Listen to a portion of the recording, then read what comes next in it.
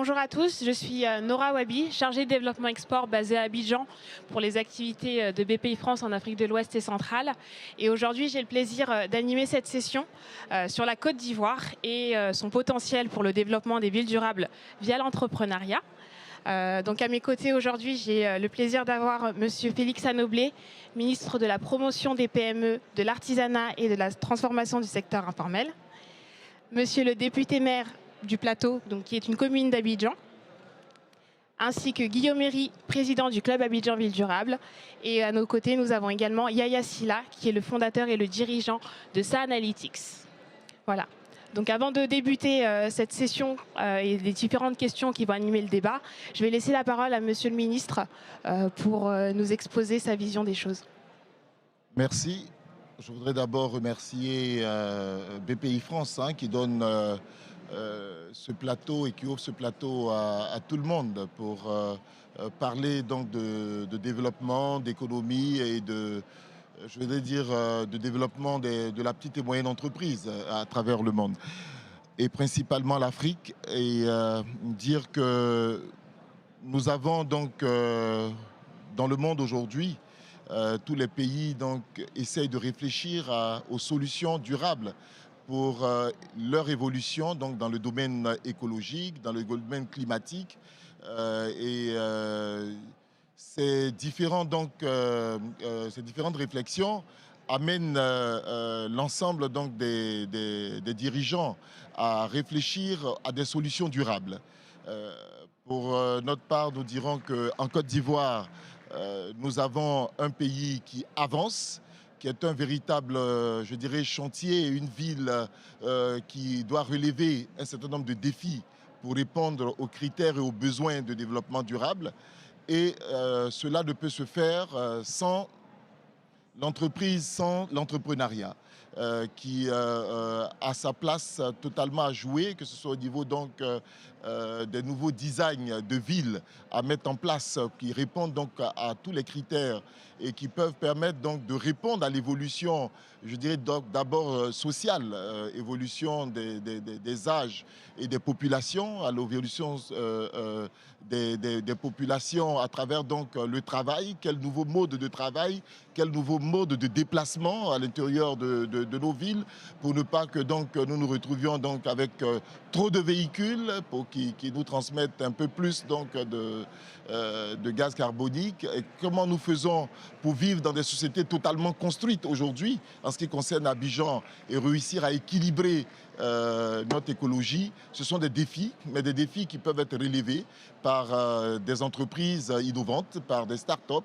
qui réfléchissent et qui mettent en place donc des programmes ou des solutions dans plusieurs domaines, domaine transport, facilité donc de vie à travers des solutions pour rendre la vie un peu plus facile dans des villes qui deviennent un peu plus bouillantes, dont les déplacements deviennent plus difficiles, l'obtention donc d'un moyen de transport devient plus compliquée. Comment réussir à résoudre le problème de l'évolution sans déranger fortement les vies de nos populations? Ce sont des défis qui se présentent à nous, et ces défis-là ont besoin de solutions, mais des solutions qui se font certes avec des entreprises qui ont des innovations, mais aussi avec des financements qui accompagnent donc ces défis et ces solutions qui sont présentées. Comment réussir à changer les mentalités en ce qui concerne certaines villes et d'Abidjan et de l'intérieur du pays, pour réussir donc à rentrer dans un, je veux dire, dans un ensemble qui réponde aux critères à tous les niveaux, aux critères de santé, critères de sécurité. Ce sont des défis qui se présentent à nous et qui nous amènent à dire donc non seulement aux entreprises ivoiriennes qu'elles ont un chantier, un énorme chantier de développement à mettre en place, mais aussi aux entreprises françaises qu'elles ont leur place dans l'accompagnement donc des entreprises ivoiriennes, des start-up ivoiriennes à travers donc des partenariats pour construire à Abidjan, le maire du Plateau, on disait tout à l'heure, une commune d'Abidjan. Ce n'est pas une commune d'Abidjan. C'est la commune principale, c'est le cœur de la ville d'Abidjan. Donc la commune administrative où sont logées l'ensemble des institutions de la République. Comment donc le maire du plateau, qui a une politique de développement donc écologique, pourra en parler tout à l'heure, mais comment aussi les villes de l'intérieur qui se sont développées sans tenir compte réellement d'un programme qui tient compte de la protection de l'environnement, peuvent se développer. Je suis moi-même maire d'une commune, la commune de San Pedro, et je bénéficie tout dernièrement des ateliers de Cergy. Je continue à travailler avec certains Ivoiriens ou Français qui travaillent sur donc, le développement écologique d'une ville durable pour réussir à faire en sorte que nous puissions donc évoluer sans détruire totalement ce qui était là, mais comment modifier et adapter ce que nous avons à la vie de nos concitoyens, et pour obtenir une ville qui réponde aux différents critères, c'est une difficulté. Et l'une de nos plus grandes difficultés, comment organiser toutes nos petites entreprises informelles qui pullulent nos villes, nos rues, qui les transforment partout en zones commerciales. Comment réussir à faire comprendre qu'il faut qu'on ait dans nos villes donc des cités organisées, cités commerciales, cités dortoirs, cités administratives, et tout ça, ce sont des défis qui se présentent à nous, mais qui ont besoin donc d'un accompagnement de façon globale et générale. Et je voudrais finir en disant la Côte d'Ivoire, l'Afrique dans son ensemble, mais principalement la Côte d'Ivoire est un chantier pour toutes les PME qui veulent venir travailler dans ce domaine, et travailler soit en partenariat avec les entreprises existantes, soit en concours avec les administrations et les collectivités locales. Nous vous attendons là-bas, et ce chantier grand ouvert a besoin de vous. Je vous remercie, Monsieur le Ministre. Sans plus attendre, je vais poser ma première question donc à Guillaume, qui va nous expliquer ce qu'est le Club Abidjan Ville Durable. Comme on le précisait, Abidjan est une ville vraiment très moderne, incarnée notamment par la commune du Plateau.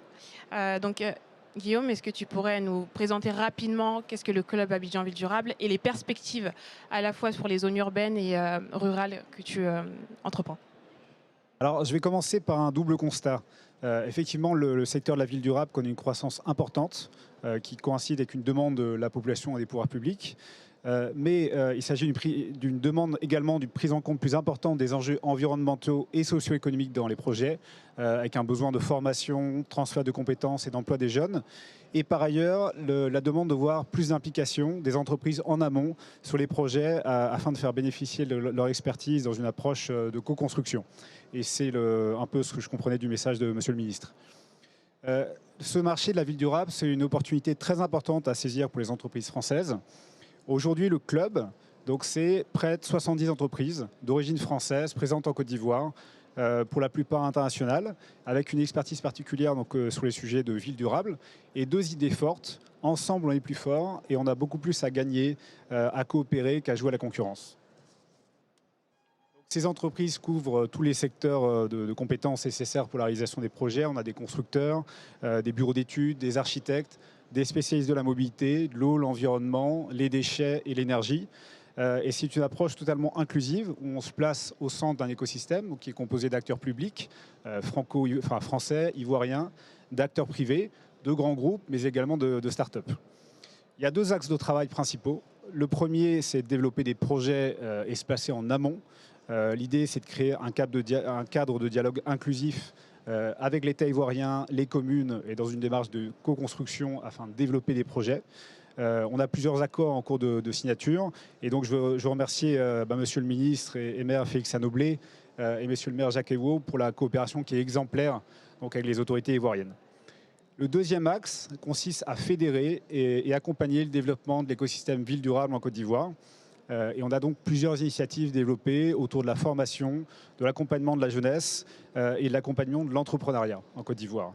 Alors je vais en citer quelques-unes. On a par exemple un accord avec l'INPHB qui a été signé. On a 40 professeurs issus de 30 entreprises du club qui vont former les étudiants des écoles de l'INPHB, et gracieusement. Ça n'a jamais été fait ailleurs. C'est la première fois qu'on démarre une initiative de ce type. On a un partenariat avec Trace Group pour le développement de Trace Academia, qui est une plateforme de formation en ligne pour les jeunes. Et par ailleurs, une émission qui va être réalisée par le club tous les mois, sur Trace FM, on va parler de la ville durable à la jeunesse. Et Trace FM à Abidjan, c'est 1 million d'auditeurs issus des quartiers populaires à qui on va parler. Et c'est important de parler à cette population aussi de ce que c'est la ville durable et ce que c'est une infrastructure durable. Et enfin, on a lancé le concours Initiative Ville Durable avec l'appui de BPI, de l'INPHB, du ministère de la Construction et je vous remercie, Monsieur le Ministre, également pour l'appui du ministère des PME qui va nous appuyer à partir de cette année. Et là, c'est 200 projets qui ont été sourcés en Côte d'Ivoire, 24 lauréats, dont 6 primés, et 24 lauréats qui vont être accompagnés sur la durée par les membres du club, c'est-à-dire par des grands groupes qui vont leur offrir des marchés en Côte d'Ivoire, mais également à l'international. Je remercie particulièrement le sommet Afrique-France également pour l'invitation des 6 lauréats au sommet et qui seront à Montpellier demain. Ce que je voudrais dire, c'est que donc, ce système de club et d'écosystème assez large, c'est un système gagnant-gagnant qui a un potentiel incroyable au vu des capacités des membres du club. Et ça génère en fait ce qu'on peut appeler le soft power pour les entreprises du club. Moi, je pense que c'est s'impliquer dans le développement de l'économie ivoirienne et le développement de l'entrepreneuriat. C'est indispensable pour les entreprises françaises qui veulent s'impliquer dans la durée en Côte d'Ivoire. Et je pense que ça préfigure une partie du futur de la relation Afrique-France, où les entreprises françaises ensemble se mobilisent afin d'aller encore plus loin dans la construction d'un partenariat gagnant-gagnant avec l'Afrique. Merci beaucoup Guillaume, c'était très clair. J'enchaîne, comme on le disait, avec donc Abidjan, qui est la capitale économique de la Côte d'Ivoire, et plus particulièrement sur la commune du Plateau. Donc nous avons la chance d'avoir avec nous M. Jacques Ewo, député et maire de cette commune. Et donc ma question sera la suivante. Quelles sont les grandes orientations de la politique Smart City menée ou en cours de mise en œuvre par votre commune ? Merci, Monsieur le Ministre. Déjà, vous l'avez assez dépeint, l'environnement ivoirien. Déjà, remercier BPI pour cette invitation. Il faut dire que la commune du Plateau est la plus petite commune d'Abidjan, du district d'Abidjan, 2,5 km², donc il faut représenter cela, et avec 7500 habitants, 2 millions de visiteurs par jour. Et pour cela, nous avons décidé de faire un modèle de Smart City, un modèle en Afrique et également dans le monde. Et pour ainsi dire, nous avons une vision. Donc une vision développement éco-citoyen. On l'a mis éco au carré parce qu'on a dit économique, écologique et citoyen. Parce que pour nous, le citoyen doit être au centre donc, de notre politique. Et donc l'aspect santé, éducation, également social est important pour nous. Développement écologique, comment inculquer aux citoyens le comportement éco-responsable. Faire de telle sorte aussi que ces citoyens-là puissent être acteurs de cette transition écologique, la transition énergétique. Et pour nous, il est important dans la gestion des déchets au niveau économique que cette gestion-là, comme on aime le dire au niveau du plateau, nous ne voulons pas faire du nettoyage, nous voulons faire du propre. Et quelle est la différence? C'est que nous considérons que le déchet n'est pas une ordure. Et pour nous, c'est une matière première. Il faut pouvoir la valoriser. Donc, on fait du propre au niveau du plateau. Et ensuite, bien sûr, le côté économique, c'est les infrastructures, c'est développer des rues piétonnes marchandes, faire de telle sorte qu'il y ait une attractivité au niveau de la commune.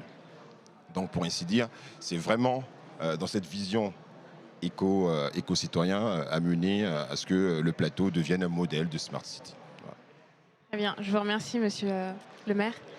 J'en profite pour adresser ma question à Monsieur Yaya Silla.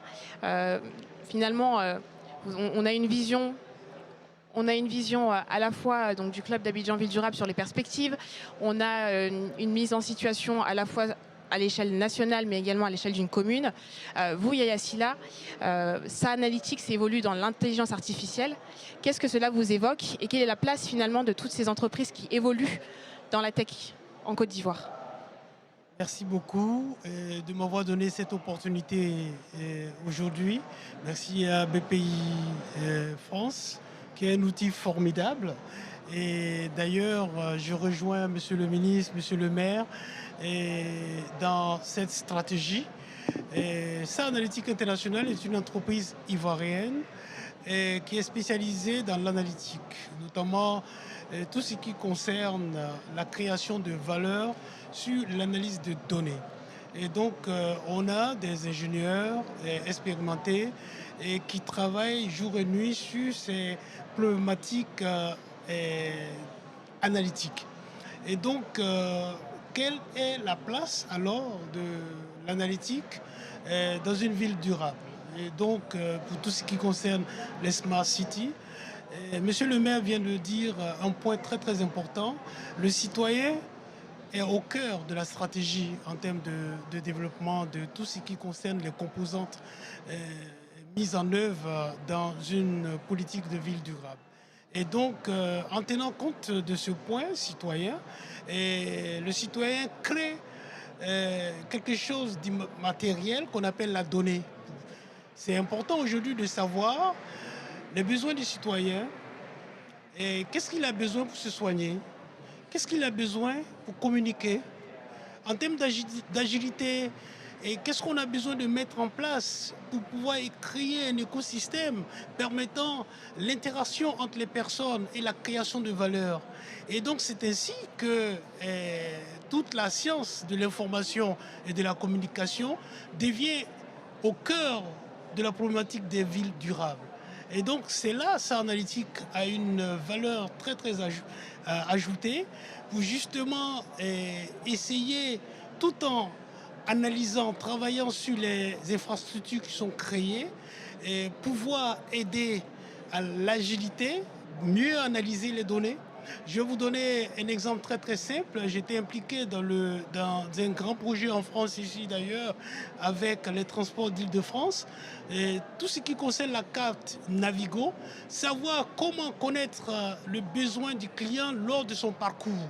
Et donc qui est fait directement avec la RATP et toutes les composantes directement de la ville et de l'Île-de-France. Et donc je vais donner un exemple en partant également, ça c'était pour l'Europe. Au niveau du Moyen-Orient, j'ai passé 6 ans en tant que patron de la zone Europe-Moyen-Orient-Afrique basée à Riyad en Arabie Saoudite. Et donc j'ai été très très fasciné par des cas d'école, qui est par exemple le cas des Émirats Arabes Unis. Ils ont commencé depuis 2006 avec le projet Mazar. L'idée justement de ville smart. Et donc aujourd'hui, avec les Émirats Arabes Unis, ils ont basé leur stratégie dans la connaissance du citoyen, surtout proposée en analysant les données. Et donc aujourd'hui, la problématique, la valeur ajoutée intrinsèque de la donnée, Monsieur le maire a dit, un retour sur investissement, faire en sorte de vendre des services, le déchet étant vraiment quelque chose de valeur, une valeur ajoutée très très forte. Et donc c'est ça le donné, c'est l'or noir qui existe aujourd'hui, qu'il faudrait vraiment profiter de ça pour pouvoir créer plus de valeur ajoutée aux services qu'on met en œuvre pour les citoyens. Et donc, la preuve en est que le cas de Dubaï, aujourd'hui on voit l'exposition universelle, et donc dans l'analyse de données, ils sont allés avec la 4G, avec plein de programmes permettant justement de pouvoir faciliter l'agilité sur tous les points, entre individus, l'agilité pour la création d'entreprises, l'agilité en termes de création de valeur pour une ville. Et on voit l'essor de la ville au travers de tout ça. Et je vais finir là pour donner un autre exemple qui est l'exemple de l'Arabie Saoudite. Et donc l'Arabie Saoudite, très rapidement, en 2013, la digitalisation était quasiment au point mort. Et donc de 2013 en 2015, ils ont compris que la connaissance de l'individu dans la politique de la ville était quelque chose de très très important. Et donc tout de suite, ils ont mis en place une politique de digitalisation qui aujourd'hui a ramené l'Arabie Saoudite au niveau du commerce informel pour rendre ça formel. Et donc ça, c'est la magie de tout ce qui concerne l'analytique en gros. Et donc pour cela, l'Afrique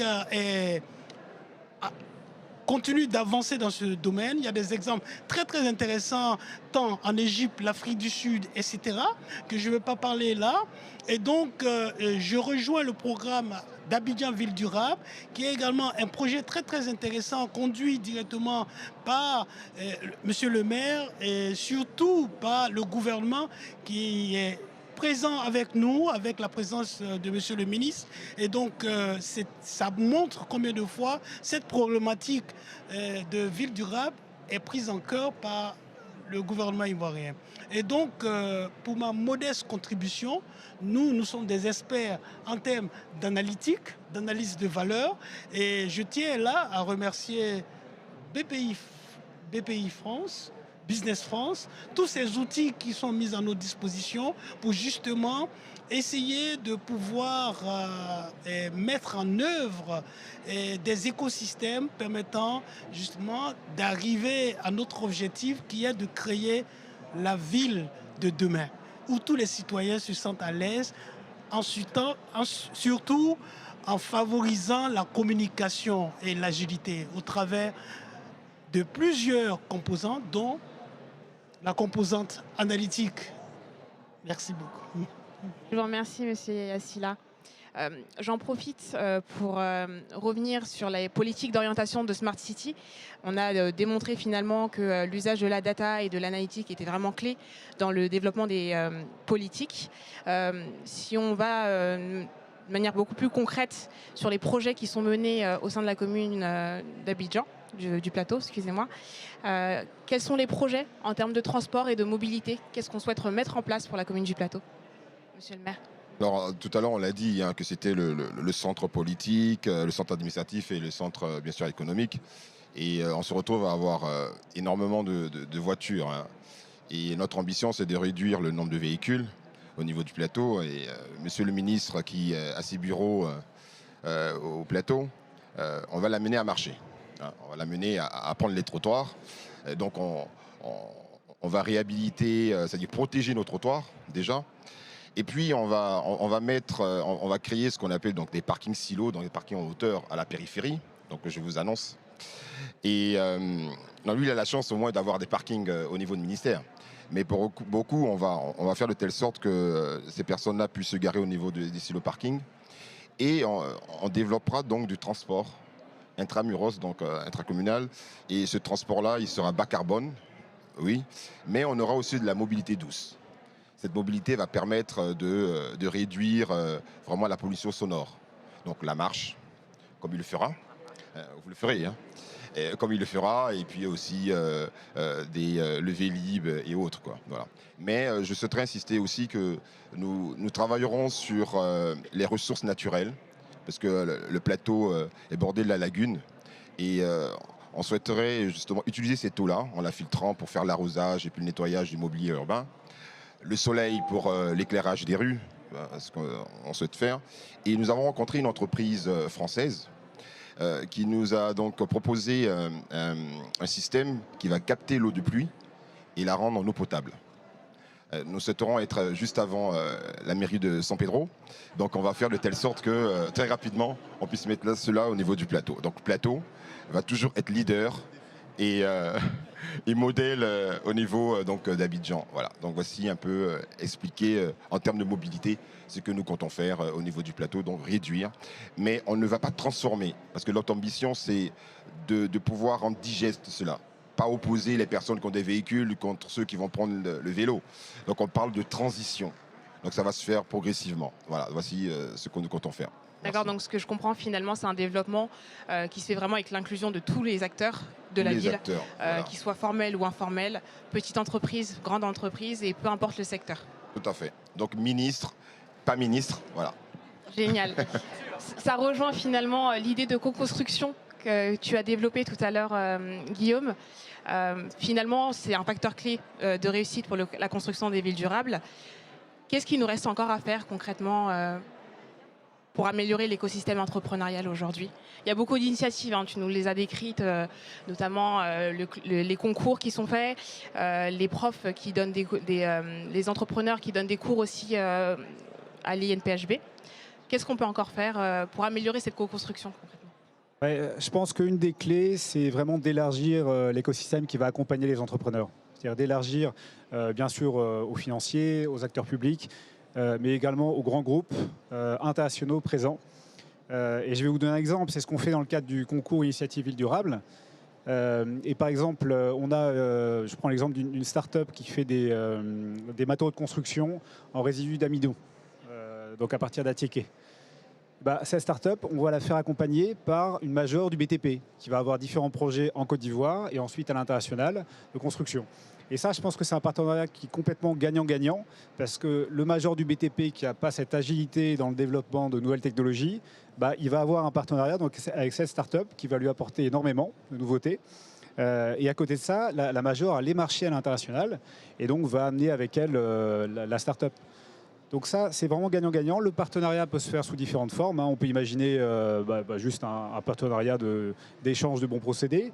On peut imaginer une prise de capital, l'accompagnement, le coaching. Et je pense que ça, c'est clé. Et ce qu'on souhaite au sein du Club Abidjan Ville Durable, c'est voir les grands groupes qui s'impliquent beaucoup plus dans l'accompagnement de l'entrepreneuriat en Côte d'Ivoire. Et ça servira vraiment tout le monde. Merci Guillaume. Je suis ravie de voir finalement qu'un cercle vertueux se dessine entre décideurs, entrepreneurs et effectivement aussi avec les porteurs de projets. Certains sont dans des démarches vers la formalisation. C'est un des grands mandats de Monsieur le Ministre. Aujourd'hui, finalement, je vois que vous vous préparez à la réponse.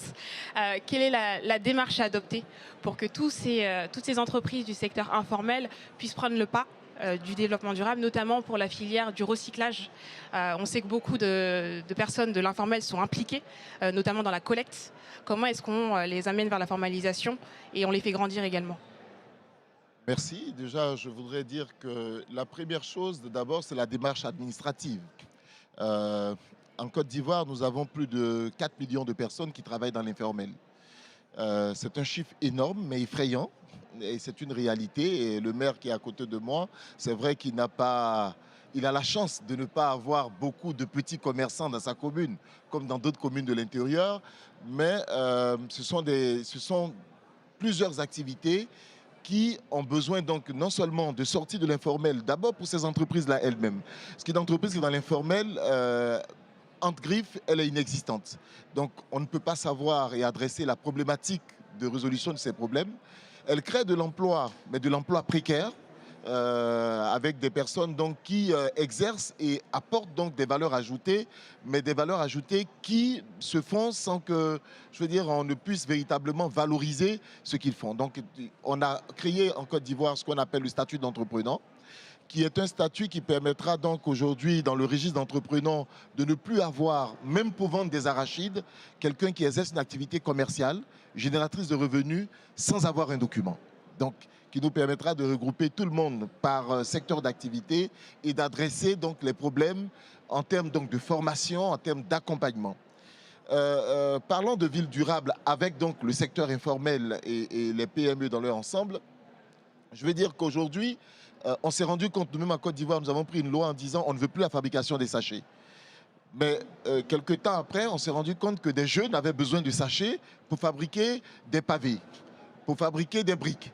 Donc, en fin de compte, la solution, ce n'est pas d'interdire tel ou tel matériau, mais de voir comment, comme disait le maire, comment regarder les déchets, pas comme donc des choses qui détruisent notre environnement, mais qui peuvent donc être transformées. Donc, comment créer tout un système circulaire depuis notre consommation à l'organisation donc de la collecte d'ordures, à la retransformation de tout ce que nous pouvons avoir comme matériaux végétal ou lourd ou plastique, en énergie, en briques, en matériaux de construction. Donc, il y a tout un chantier qui s'ouvre à ce niveau-là. Dans la transformation, des entreprises ont commencé déjà à transformer des plastiques, soit en plastique agricole pour pouvoir donc faire des pépinières de cacao ou d'autres produits agricoles en seaux, matériel de seaux ou de pots de fleurs et tout. Donc on a tout à transformer et donc il y a toute une politique à mettre en place pour ceux qui ont démarré comme pour ceux qui ne l'ont pas fait, pour orienter et organiser ces entreprises de collecte d'ordures dans les quartiers qui viennent donc aider certes les collectivités dans le ramassage des ordures, mais comment les organiser et réussir à faire en sorte que cette collecte-là puisse être des matières premières collectées qui puissent servir à plusieurs entités d'entreprises qui en ont besoin pour le développement de leur entreprise. C'est tout un chantier et je veux dire que nous avons le programme de développement de nouvelles villes à côté d'Abidjan, donc qui sont les villes de Boaké et de San Pedro, qui offrent donc des chantiers ouverts. À San Pedro, nous voulons créer donc la nouvelle Smart City. Contrairement au maire du plateau, 400 hectares. Oui, 400 hectares. Nous, au niveau de San Pedro, nous voulons développer une nouvelle ville autour de la plage de Taki, qui est l'une des plus belles plages de San Pedro. 1800 hectares d'une nouvelle ville. Donc, c'est un appel, donc, qui est mon mot de fin, à tous les investisseurs au niveau de la France, qu'on a 1800 hectares à développer dans tous les domaines, touristiques, énergétiques. On veut une ville sans câble électrique, donc une ville avec un développement de l'énergie renouvelable. Donc, c'est un chantier ouvert et nous les attendons donc, dans tous les domaines d'investissement à ce niveau-là. Magnifique, je crois que le message est passé. C'est pas normal, là. C'est pas normal, vous finissez par lui. C'est de bonne guerre. Je vous remercie tous d'avoir participé à ce panel. Je suis contente de voir qu'il y a un dialogue qui se fait à la fois avec les entrepreneurs, les décideurs politiques, que des solutions techniques sont aussi mises en place. Parce que ce n'est pas seulement des réflexions, la construction de la ville de demain, c'est surtout des solutions. Donc voilà, je vous remercie tous. Merci.